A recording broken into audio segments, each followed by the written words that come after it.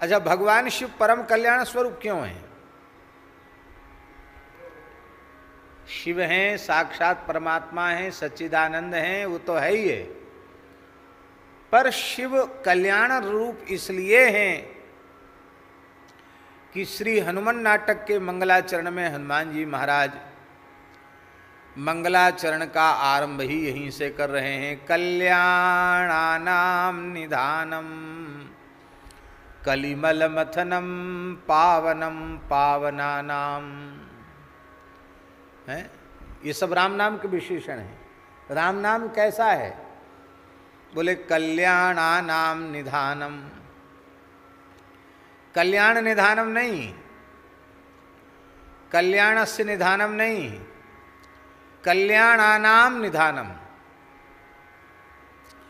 जितने कल्याणकारी साधन हैं उनका निधान, उनका आश्रय, उनका घर, उनका खजाना श्री राम नाम ही है। श्री राम नाम के बिना न आज तक किसी का कल्याण हुआ है, न होगा और न हो सकता है। क्योंकि विनय पत्रिका में गोस्वामी जी कहते हैं, श्री राम नाम गति राम नाम मति राम नाम अनुरागी, होए गए जे हो ही गे आगे तेई गनियत बड़ भागी। आज तक किसी का कल्याण नहीं हुआ है। कल्याणकारी जितने भी साधन वेदादि शास्त्रों में कहे गए हैं, यदि नाम विमुख व्यक्ति कल्याणकारी साधनों का आश्रय ले तो उस नाम विमुख जीव का वे कल्याणकारी साधन भी कल्याण नहीं कर सकते। और किसी कठोर साधन का आश्रय न लिया हो, अत्यंत सहज सरल सुगम सर्वोपरि केवल और केवल श्री राम नाम का आश्रय किसी ने ले रखा हो, तो उस भाग्यशाली जीव के कल्याण में संदेह है ही नहीं, क्योंकि समस्त प्रकार के कल्याणों का खजाना श्री राम नाम है।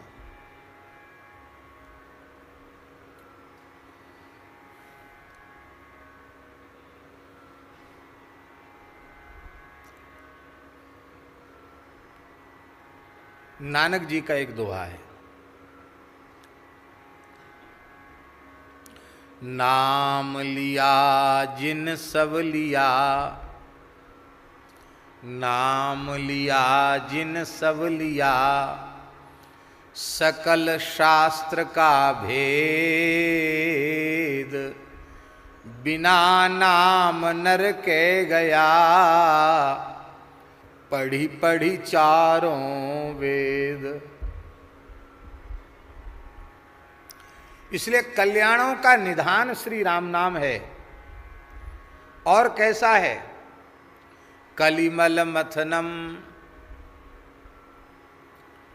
कलिजन्य जितने दोष हैं उनका मथन कर देने वाला, उनको समाप्त कर देने वाला है, उनको धूल में मिला देने वाला है, उनका अस्तित्व ही समाप्त कर देने वाला है। अर्थात जो अनन्य भाव से, निष्काम भाव से अहर्निश श्री राम नाम का आश्रय लेगा, कलयुग के दोष उसका कुछ नहीं बिगाड़ सकते।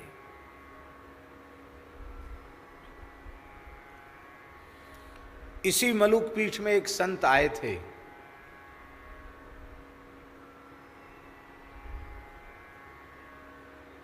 श्री खपटिया बाबा आए थे ना, याद है? ऊपर रुके थे।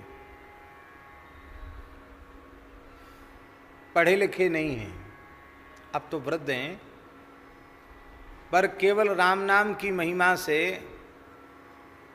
उन्होंने संस्कृत में ग्रंथ लिखे हैं, विविध छंदों में श्लोक लिखे हैं, अद्भुत महात्मा हैं।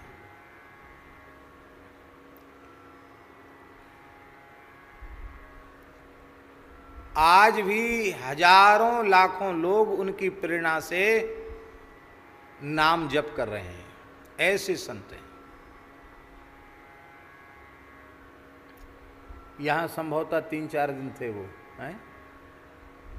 यहाँ उन्होंने सत्संग भी कराया था।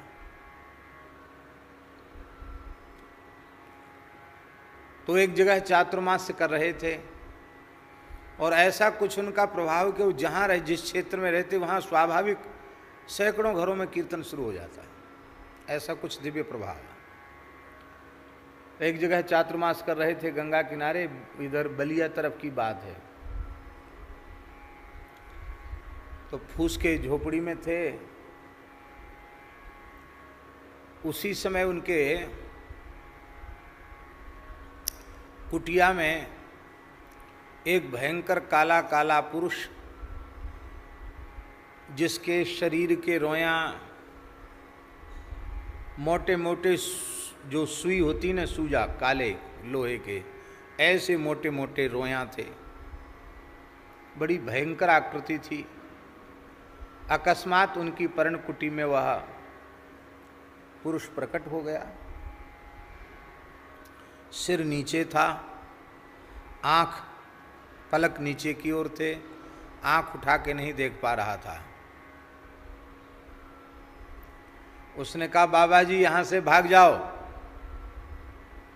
बीच चातुर्मास में यहाँ से भाग जाओ, यहाँ मत रहो। उन्होंने कहा, तुम कौन हो? बोले, मैं कलयुग हूँ, इस युग का अधिष्ठाता हूँ।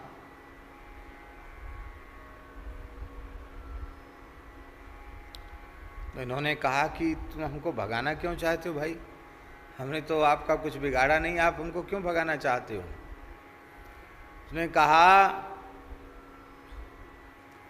कि सारे साधनों को तो मैंने बर्बाद कर दिया, नष्ट भ्रष्ट कर दिया, केवल एक राम नाम बचा है, उसी के आगे मेरी दाल नहीं गलती है।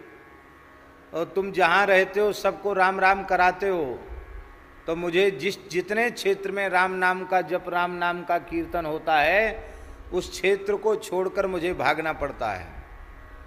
तो हमारे पीछे पड़े हो तुम, इसलिए अब यहाँ से भाग जाओ।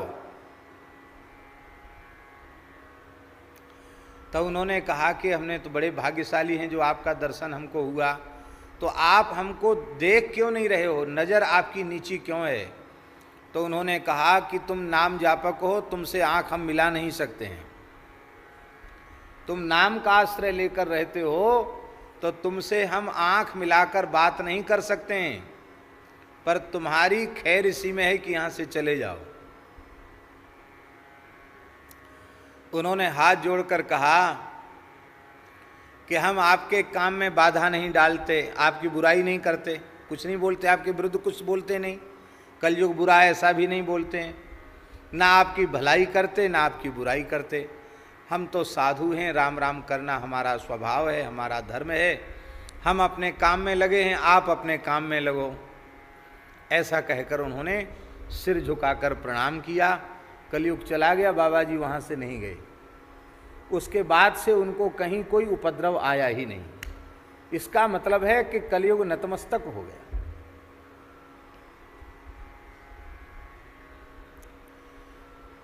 केवल केवल राम नाम में, हरि नाम में, भगवान नाम में ही ऐसी सामर्थ्य है जो कली के समस्त दोषों को वह समाप्त कर सकता है, और किसी साधन में इतना बल नहीं है।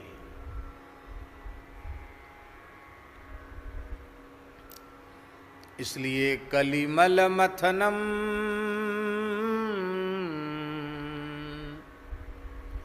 कली के संपूर्ण मल का, दोषों का मथन कर देने वाला है, कलिजन्य दोषों को सर्वथा समाप्त कर देने वाला है। पावनम पावनानाम, पावनानाम पावनम, जो पवित्र हो चुके हैं उनको ही पवित्र करने वाला राम नाम है।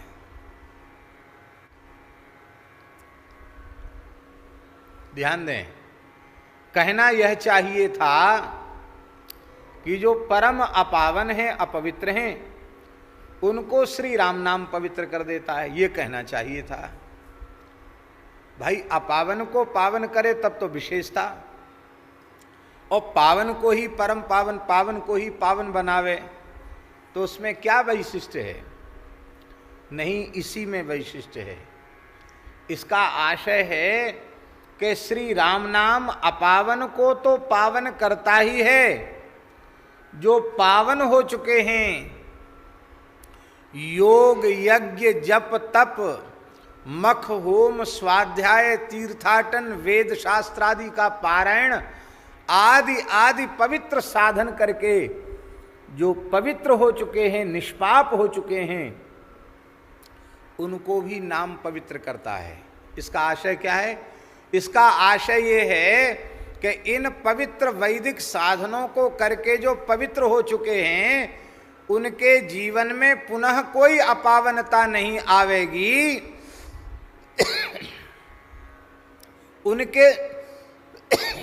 उनके जीवन में पुनः कोई अपावनता नहीं आवेगी, इसकी गारंटी कोई नहीं ले सकता। ध्यान से सुने। अजामिल में कौन सी कमी थी? पवित्र ब्राह्मण कुल में पैदा हुआ,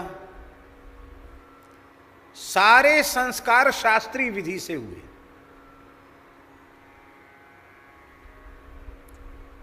गर्भाधान से लेकर उपनयन संस्कार तक, और उपनयन संस्कार से लेकर समावर्तन और विवाह संस्कार तक सारे संस्कार शास्त्र विधि से हुए। वेदों का विद्वान था, त्रिकाल संध्योपासन करता था, माता पिता का भक्त था, वेद का पारायण करता था, और ब्राह्मण को गृहस्थाश्रम में प्रवेश ही अग्निहोत्र की रक्षा के लिए करना चाहिए। अग्निहोत्री ब्राह्मण था। अग्निहोत्री माने ये नहीं होता कि थोड़ा कंडा लकड़ी इकट्ठा किया, कुछ घी तिल स्वाहा स्वाहा कर दिया, अग्निहोत्री हो गई। अग्निहोत्र नहीं है, ये है होम, ये है नित्य हवन या नित्य होम, ये अग्निहोत्र नहीं है। अग्निहोत्र की एक शास्त्रीय पद्धति है, वो गृहस्थ द्विजाति ही अग्निहोत्र कर सकता है। बड़े दुर्भाग्य की बात है कि इस समय अग्निहोत्र विलुप्त प्राय हो रहा है, जो धर्म का मूल है। अग्निहोत्री ब्राह्मण था अजामिल, तो सारे शुभ लक्षण उसमें थे। परम पवित्र था वो, और अपने अग्निहोत्र के लिए जंगल से समिधा लेने गया था। वहीं कुछ नाच गान देख लिया, और उस अश्लील गीत को सुनकर के, अश्लील दृश्य को देख करके उसके मन में विकृति आ गई और उसका पतन हो गया। तो पवित्र व्यक्ति कभी अपवित्र नहीं होगा, ये नहीं कहा जा सकता। साधनों में पवित्र करने की सामर्थ्य तो है, पर वह कभी अपवित्र नहीं होगा, यह जिम्मेवारी लेने की सामर्थ्य उनमें नहीं है। पवित्र करने की सामर्थ्य, और फिर कभी उन्हें अपावनता छू नहीं सकेगी, ऐसी सामर्थ्य यदि किसी में है तो केवल और केवल एकमात्र श्री राम नाम में। पावनम पावनानम, जो परम पवित्र हो चुके हैं उनमें पुनः अपवित्रता, अपावनता नहीं आएगी, मलिनता नहीं आएगी। ऐसी विशेषता, ऐसी विशिष्ट महिमा केवल और केवल श्री राम नाम की है।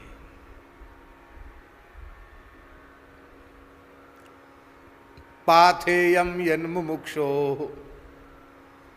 सपदि परपद प्राप्तये प्रस्थितस्य। जो भाग्यशाली जीव इस संसार की असारता, दुख रूपता का, विनाशित्व का अनुभव करता हुआ इस संसार चक्र से छूटना चाहता है,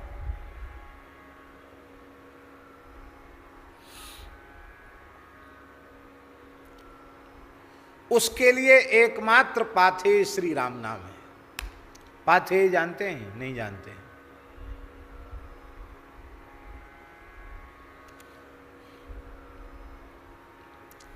यात्रा में उपयोगी उपकरण, जिसके बिना यात्रा संभव न हो, जिसके सहकारिता से हम यात्रा को संपादित कर पावें, उसको पाथेय कहते हैं।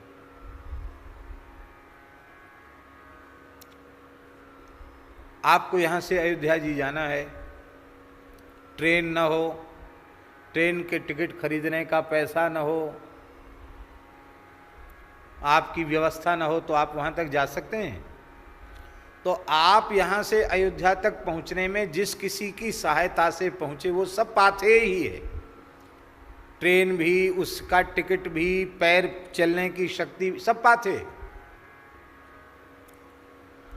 तो यदि इसी जन्म में भगवान के चरण कमलों में पहुंचना चाहते हो, संसार चक्र से छूटकर भगवान के चरण कमलों को प्राप्त करना चाहते हो, तो उसका एकमात्र पाथेय श्री राम नाम है। अर्थात वो जो लंबी यात्रा की टिकट राम नाम की पूंजी से ही मिलेगी, और कोई साधन नहीं है। विश्राम स्थान में एकम कविवर वचसाम, व्यास वाल्मीकि प्रभृति महान ऋषियों को भी परम विश्राम राम नाम में ही मिलता है। पायो परम विश्राम, भगवान नाम में ही उन्हें अंत में विश्राम प्राप्त होता है। एकम विश्राम स्थानम, एकमात्र विश्राम का स्थान है भगवान नाम, हरि नाम, राम नाम, कृष्ण नाम। जीवनम सज्जना नाम, और सज्जनों का तो जीवन ही राम नाम है। इसका मतलब क्या हुआ? इसका मतलब हुआ, ध्यान में आई बात पिताजी, यहां भावध्वनि है कि जिनका जीवन राम नाम है वे ही सज्जन हैं। इसका भाव क्या है? जीवनम सज्जना नाम। इसका अर्थ है कि जिनका राम नाम ही जीवन है वे ही सज्जन कहलाने के पात्र हैं, वे ही सज्जन हैं, सज्जनों का जीवन है। अर्थात जो राम नाम में जिनकी रति नहीं है वही दुष्ट है, वही दुर्जन है, वही विमुख है। और सूरदास जी कहते, विमुख जनन को संग न कीजिए, विमुख प्राणियों का संग मत करो, राम नामानुरागी संतों का संग करो। नाम से जो विमुख हैं उनका संग मत करो। श्री मलुकदास जी ने तो यहां तक कहा है, वे कहते हैं, माया मगन महंत के तुम मत बैठो पास, कौड़ी लागे लड़ी मरे कथनी कथे 50। जो भजन में मगन न हो, कथा कीर्तन में मगन न हो, केवल माया में मगन हो, रुपया कौड़ी, मान बढ़ाई, पद प्रतिष्ठा, भोज भंडारा, लेना देना, बस इसी में जो मस्त हो, खरीदना बेचना बनाना बिगाड़ना, बस यही जिसके जीवन का लक्ष्य हो, भजन में जिसका जीवन न हो, ऐसा बड़े से बड़ा संत, बड़े से बड़ा महंत, बड़े से बड़ा श्री महंत, बड़े से बड़ा प्रसिद्ध आचार्य जगतगुरु कोई क्यों न हो, विश्वगुरु ब्रह्मांड गुरु, यदि वो भजन में मगन नहीं है, माया में मगन है, तो मलुकदास जी कहते दूर से ही दंडोत कर लो, पास में मत बैठना। क्यों? बोले उसका संग करोगे तो तुम भी भटक जाओगे।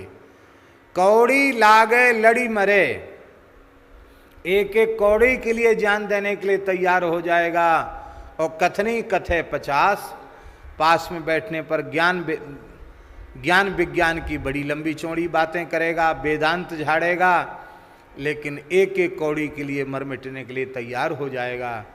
ऐसे जो कंचन कामनी के प्रति आकृष्ट हैं, ऐसे लोगों के पास मत बैठो, जो भजन में लगे हुए हैं उन्हीं के पास बैठो। प्रसंगवश हम निवेदन कर रहे हैं और अपने हृदय की वेदना कह रहे हैं। वर्तमान समय की सबसे बड़ी पीड़ादायक बात यह है कि आज समस्या है हम किसके पास जाकर बैठें।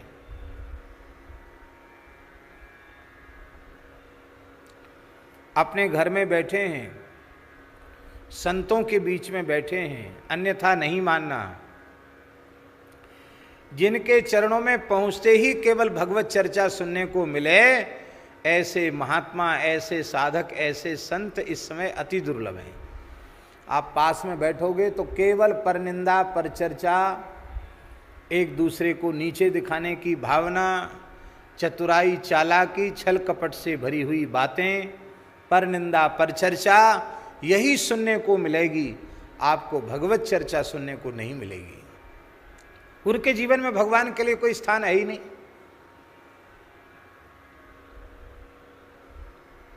खाए पिए सोए मस्त।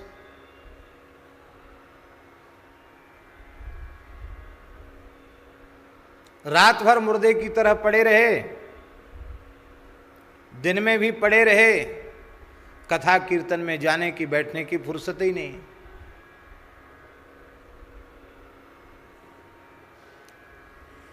कोई व्यक्ति कितना सोएगा और कितना सोना चाहिए? श्री कबीरदास जी कहते हैं, कबीरा सूता क्या करे, जागे जपो मुरारी, एक दिन सोना होएगा, लंबे पांव पसार।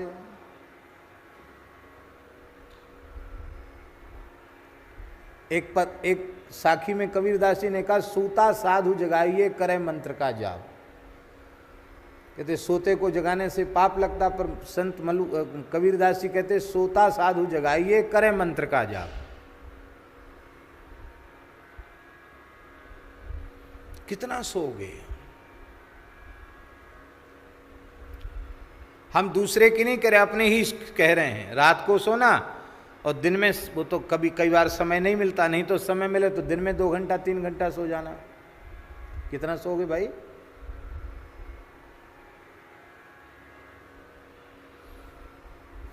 कल हम चर्चा कर रहे थे, श्री हरेराम बाबा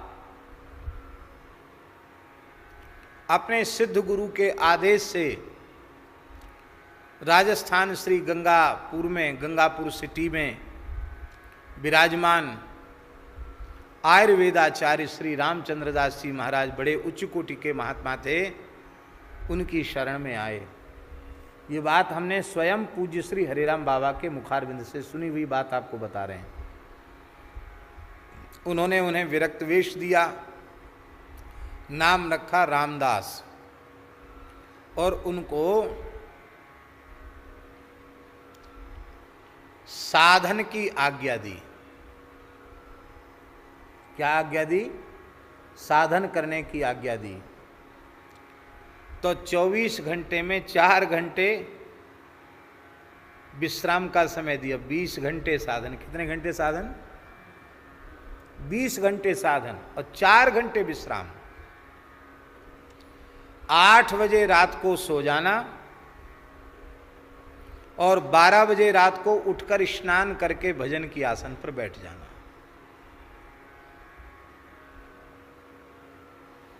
तो कहते थे कि गुरुजी ने हमको 2 गुदड़ी दी थी।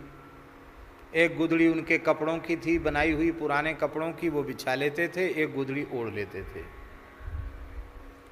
और उन गुदड़ियों में से एक गुदड़ी बाबा ने हमको दे दी, उसमें से जो उनके गुरुजी ने उनको हमारे पास रखी है, उनकी सुरक्षित गुदड़ी पुराने कपड़ों की। एक तो उन्हीं के संग चली गई, एक हमको मिल गई।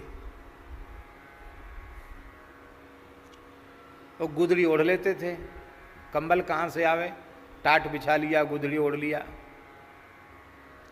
तो रात्रि को 12 बजे, 12:30 बजे भजन के आसन पर बैठ जाते और सवेरे 8 बजे मंदिर की आरती होती थी। 8 बजे उठ के खड़े होते थे एक आसन से। 12 बजे रात से कितने बजे तक? सवेरे 8 बजे तक। कितना घंटा हुआ? 12 घंटा हो गया है। 8 घंटा। हम गणित पढ़े नहीं हैं और दिमाग भी लगाने की कोशिश नहीं करते हैं। अच्छा ठीक है, 12 8 20 हैं, 8 घंटा। तो 8 घंटा ये भजन, और इसके बाद गुरुजी का आदेश था गौशाला में सारा गोबर तुमको फेंकना, झाड़ू लगाना। तो गौशाला और पूरे स्थान में ऊपर नीचे सब जगह सफाई झाड़ू लगाना। गुरुजी के वस्त्र, गुरुजी के कक्ष को स्वच्छ करना, और फिर पुनः स्नान करके मंत्राज का जप करना। तब तक प्रसाद का समय हो जाता था, तो भोजन करो, और भोजन करने के बाद फिर मानस जी का पाठ करो, थोड़ी देर कीर्तन करो, और फिर स्नान करके फिर भजन में लग जाओ, और फिर 8 बजे सो जाओ। 24 घंटे में एक समय प्रसाद, और शाम को 7 बजे दूध 1 गिलास बस। और कहते थे दिन में तो कभी सोए ही नहीं। गुरुजी कहते दिन में अधिक से अधिक समय शरीर से सेवा करो, और सेवा करते समय भी निरंतर जिह्वा में नाम चलना चाहिए। आधे क्षण के लिए भी नाम से विमुख नहीं होना। तो निरंतर नाम जप करते हुए शरीर से सेवा, सारे बर्तन मांजना, झाड़ू लगाना, गैया का गोबर उठाना, और गुरु महाराज के वस्त्र और उनकी सेवा करना। इस तरह से उन्होंने साधन किया, और वह अभ्यास अब पिछली छोड़ बीच की कू धर रगड़। इसका मतलब है अगली अवस्था जो बचपन की अवस्था है उसको छोड़ दो, वो तो प्रमाद में चली गई, समझ में नहीं आया, खेल कूद करके चली गई। अब पिछली छोड़, बुढ़ापा आएगा उसको भी पता नहीं आएगा कि नहीं भी आएगा, उसको भी जाने दो, छोड़ो। बीच की जो युवावस्था है उसको धर रगड़ो, उसको साधन में लगा दो। पूज्य गुरुदेव भक्तमाली जी कहते थे कि जैसे मनुष्य सरकारी नौकरी करता है, 8 घंटे ड्यूटी करता है, जो भी जितना समय उसको है ड्यूटी करता है, और जब रिटायर्ड हो जाता है, सेवानिवृत्त हो जाता है, तो उसकी पेंशन बंध जाती है। तो पेंशन के सहारे वो अपना आराम से खर्च चला लेता, उसको किसी का मुखापेक्षी नहीं, भले पुत्र सेवा करें तो उसको अपेक्षा नहीं रहती कि बच्चे हमको कुछ दें या कोई हमारा इष्ट मित्र हमको हमारी कोई सहायता करे, ये अपेक्षा उसको नहीं होती है, क्योंकि वह अपनी पेंशन से अपना प्रसन्नतापूर्वक गुजारा कर लेता है। तो महाराज जी कहते थे कि युवावस्था में साधन कर लेना चाहिए, और जो युवावस्था में साधन कर लेते हैं राम जी वृद्धावस्था में उनकी पेंशन बांध देते हैं, भजन की पेंशन।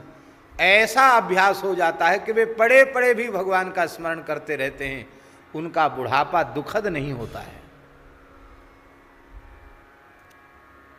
आहा, देखो राम नाम की कैसी महिमा है। अपने मलुक पीठ के अनन्य निष्ठावान सेवक सत्य प्रकाश जी मिश्र, कानपुर वाले बूढ़े मिश्रा जी, सत्य प्रकाश जी नाम था ना, सत्यव्रत है, श्री सत्य प्रकाश जी मिश्र खूब राम नाम का जप करते थे, खूब। और जहां कहीं कथाओं में पहुंचते तो बार बार यही कहते थे कि राम नाम की कोई महिमा सुनाओ।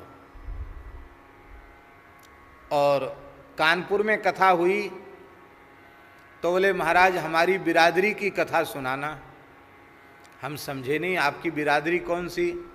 बोले हम कान्यकुब्ज ब्राह्मण हैं, अजामिल कान्यकुब्ज ब्राह्मण ही था, तो हमारे पुरखा हैं अजामिल, इसी कानपुर क्षेत्र का ही था अजामिल, तो हमारे पुरखा की कथा बढ़िया से सुनाना। तो आपको सुनकर आश्चर्य होगा, सप्ताह कथा थी, तुम लोग थे कोई नहीं थे, 3 दिन में अजामिल उपाख्यान हुआ था वहाँ, 3 दिन कथा हुई अजामिल की। खूब राम नाम का जप करते थे। ये बात हम आपको इसलिए बता रहे हैं कि राम नाम का प्रभाव। अभी 3-4 दिन पहले वे हॉस्पिटल में थे, तो हमसे बात करनी चाहिए। हमसे बात कराई गई हॉस्पिटल से, उनकी दूरभाष के माध्यम से, टेलीफोन के माध्यम से। तो हमसे बात हुई तो ICCU कहते, क्या कहते हो हैं, ICU, उसमें भर्ती थे वो, सघन चिकित्सा। लेकिन जैसे ही फोन पर बात हुई तो बड़े जोर से हंसे, बहुत देर तक तो हंसते ही रहे, बहुत हंसे।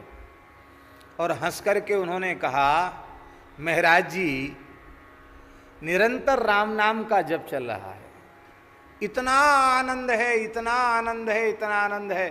फिर हंसने लगे, बोले पूरी वृत्ति श्री राम नाम में समर्पित हो गई है, इतना सुख मिल रहा है हम कह नहीं सकते।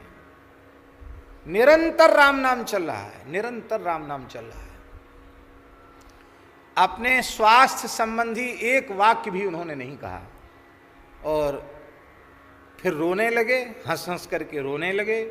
बोले महाराज जी आपकी इतनी कृपा है, आपने ऐसा भगवान के नाम को की महिमा को सुना दिया कि अब हमें कुछ सुहाता ही नहीं। कोई मिलने जुलने वाले भी गए तो सबको एक ही संकेत किया, केवल राम नाम का आश्रय लो। और कल उन्होंने इच्छा व्यक्त की कि हमको अब यहाँ से हटा लो, काशी ले चलो। लेकिन चिकित्सक कहाँ छोड़ते हैं महाराज, नहीं छोड़ा। और राम राम का स्मरण करते हुए अत्यंत प्रसन्नता पूर्वक, सुमन माल जिमि कंठते गिरत न जाने नाग, प्रसन्नता पूर्वक उन्होंने राम नाम का उच्चारण करते हुए देह त्याग किया। और राम नाम की महिमा से इस कराल कलिकाल में भगवान की सन्निधि में प्रस्थान किया। कल रात की ही घटना है। हम उन राम नामानुरागी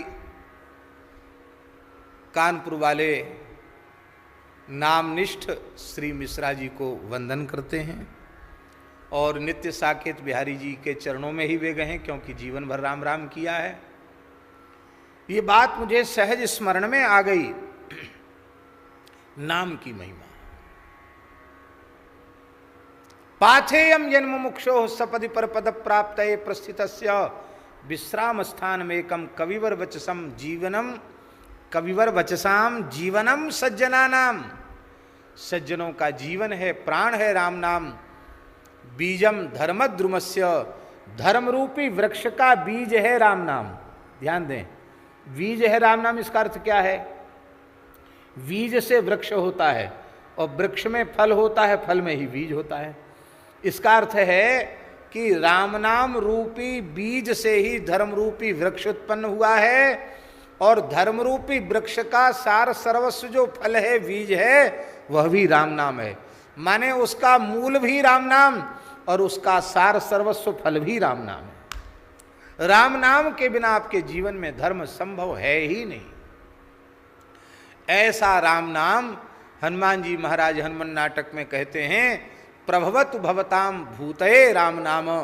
ऐसा राम नाम आप सबके कल्याण का विस्तार करे, आप सबके लिए कल्याणकारी होवे। तो ऐसा परम कल्याणमय श्री राम नाम जो कल्याणानाम निधानम है, उस कल्याणानाम निधानम राम नाम का भगवान शिव निरंतर जप करते हैं। कल आपने सुना ना, मनवंतर सहस्रस्तु जजाप वृषभध्वजा, हजारों मनवंतरों तक उन्होंने श्री राम तारक मंत्र का जप किया है। भगवान शिव के रोम रोम से श्री राम तारक मंत्र प्रकट होता है। तुम पुनि राम, राम दीन राती, सादर जपहु अनंग अराती। आदर पूर्वक श्री राम नाम का जप करते हैं भगवान शिव, निरंतर राम नाम का जप करते हैं। आहा,